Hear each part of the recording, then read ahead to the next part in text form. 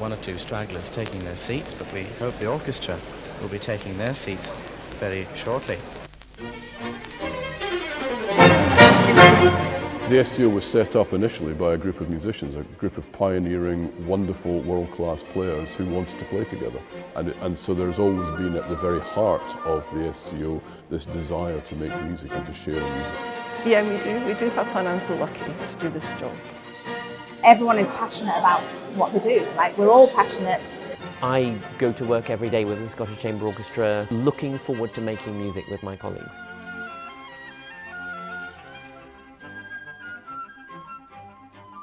One of the special things about the Scottish Chamber Orchestra is actually that it plays to so many different audiences. I always feel they play to an audience. It's never inward, it's always a communication with an audience. And I think that is in part because they tour so much. They play everywhere from Duns to the furthest points north and the Highlands and Islands. That's one of the main things that I love about the SCO, the chance to head up north in Scotland and out to the outer isles. We've had such fun on the various tours that I've done over the years. This group of players is as equally happy, committed, passionate to be in a community hall in Shetland as they are playing in the Usher Hall in Edinburgh or at the Proms or the Musikverein in Vienna. We do travel a lot around the world, to the Far East, to South America, the Americas, and even India, in fact. So it's kind of, I feel like it gives us a sort of a face around the world. It is useful for people to know that it's not just a little local band, but it's something that's appreciated worldwide. And that is something to be proud of. The SCO is one of the most amazing world-class institutions that we have, and it brings in people from all around the world to be part of it. We had Robin Ticciati, who's a great conductor who's gone on to be a big name elsewhere. Now we've been fortunate enough to get Maxine, who I think is a conducting genius. SCO now turning to 50th anniversary.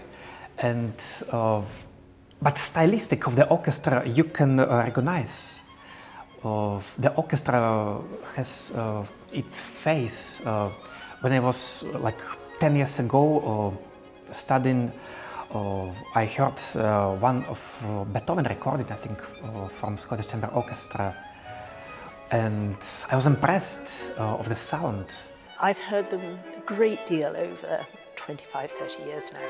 And almost whatever conductor they're working with, you always know it's the Scottish Chamber Orchestra. They have this immediacy and this freshness and this dynamism.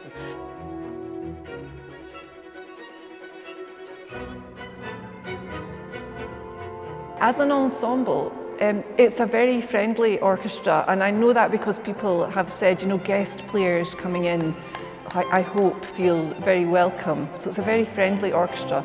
The sound, sound is a hard thing to define. A sound of an orchestra evolves over time. It's certainly changed a lot over the years, because when I first started we were all on modern instruments, and then it was after a recording session with McKerris when he cornered me with Harold Robbins Landon and said, how about next time you use natural trumpets? It's undoubtedly Sir Charles McKerris made a huge impact on what we now know as the sound of the SCO, and Maxim Emelianichev is taking that on because it was McKerris who introduced natural horns, natural trumpets and natural timps, and that was a new thing. So you combine that with the modern strings and modern wind and you get the warmth, you get the delicacy, you get the warmth of the modern instruments, you get the clarity, and you get the excitement, dare I say, the edge of the natural instruments, and combine the two together in classical repertoire, and they spring off the page. I do many different concerts with many different orchestras, but here in Scotland is kind of special relationship with orchestra. And during last years, I'm just so lucky person because I can not only conduct, but I can do concerts of chamber music. Our soloist can play in front of the orchestra. We try different things. We try to play more and more gut strings. We are commissioning new pieces for composers who are writing for us, especially. So I first came into contact with SCO when I was about 14 or 15 in high school at Cumnock Academy. The SCO were in to do workshops with us in composition, and that really was my first opportunity to dabble in composition and write my first sort of like full piece of music essentially. And it was a small group of musicians who came in to workshop our music, and then eventually they recorded the work as well. And for me, that's, to think back on that is pretty sort of pinch me stuff really, to think then that, what's that, 15 years later I'm now appointed as the Associate Composer for the Scottish Chamber Orchestra, so that's fairly mind-blowing stuff actually. These ones here actually work very well. I think the Scottish Chamber Orchestra has been at the forefront of the encouragement of young composers, new composers in Scotland, and bringing the music of our time into their programmes. And you know, we understand, we know that there's sometimes a reluctance, a tendency amongst classical music audiences about the question of new music. It's not music that people know, so they have to be presented with it in a new way. But the Scottish Chamber Orchestra's audiences have been very open, not just open-minded, but open-eared, and that's exactly what our musical culture needs, but it's exactly what the living composer needs.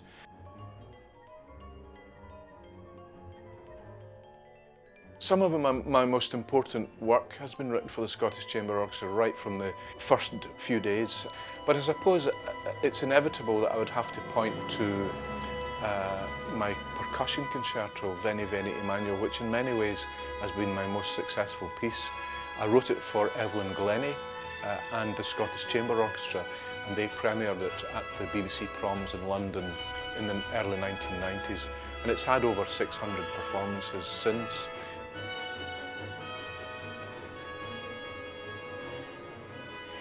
Well, I was appointed as principal viola in 1987, and the orchestra was at the most extraordinary stage. Ian Ritchie was the artistic director, and he had connected with Peter Maxwell Davies and invited him to be associated composer, conductor. And between them, they wanted to celebrate this magical relationship between composer, orchestra and audience, this sort of sacred triangle. And I arrived right in the middle of this kind of flowering of new music in Scotland. And the relationship with Peter Maxwell Davies, became incredibly important to me. I remember doing Schoenberg's Verklärte Nacht with him conducting and having a conversation over coffee, and I think that was when I told him that I also was composing, and that was really what I wanted to do, and how performing was something I was doing then, but I didn't always want to do it. I wanted to compose. I then went back to London after a year with the SCO, and it was Max and James Macmillan who encouraged me to come back up to Scotland, to leave the viola behind and to concentrate on composition. And it was an incredibly sort of rich seedbed of possibilities. I think what I find important about the SCO is their ability to engage people in unusual and quite unique ways, whether it's through new music or core repertoire or community engagement. They find a really nice balance between high quality music making, but also presenting it in a very, very accessible way. Well, one of the things that I'm really impressed by is the work that they do in the communities and schools, not just what happens in the concert hall. And that's another reason that we're so proud to support their work.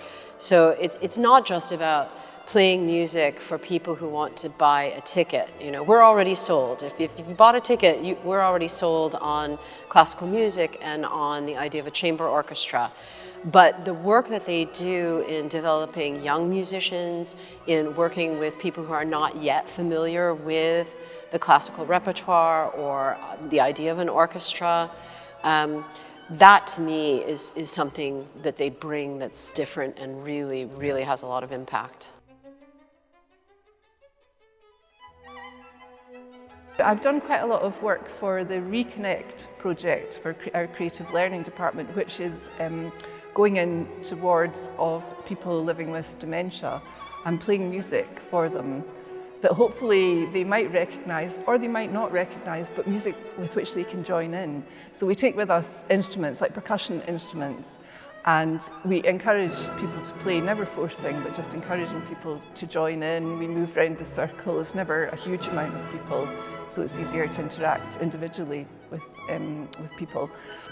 On the community engagement front, the SCO, again, it's that sort of balancing act of going into communities and presenting it in an accessible way that's not about going in to do music to communities, if you understand what I mean, but it's about welcoming communities in and actually listening to communities to ask them what would you like from us and how can we engage you in a way that's meaningful to your community and how we can go about then reflecting that community through SCO activity.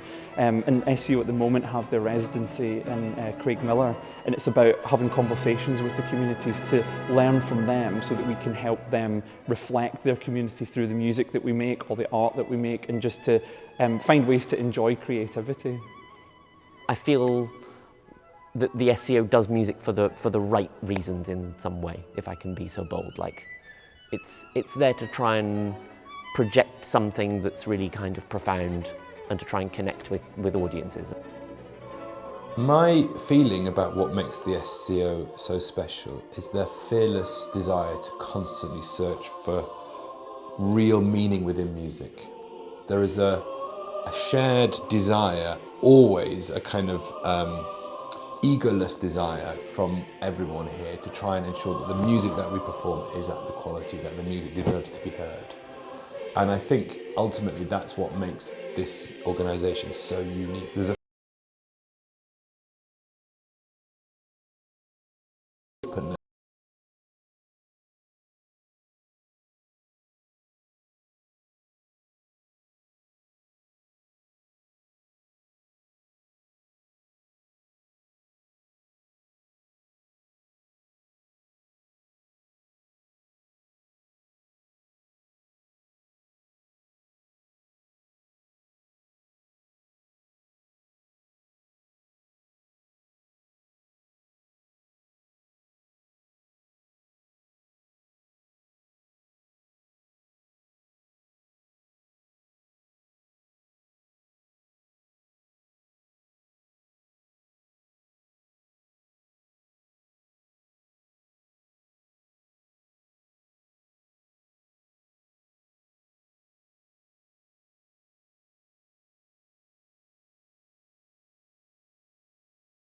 Community, if the organizations are committed to it, and I think SCO has shown that commitment.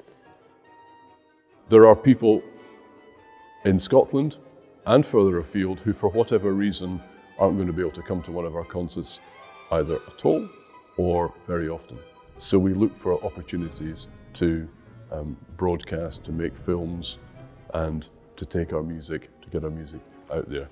We balance that with the desire to create these live, special musical moments where people can be in the same room together. That's the great thing. We're there almost every Thursday night throughout the season, and it's always something new or something to think about. Really innovative and excellent performances. Brings passion to other people's lives.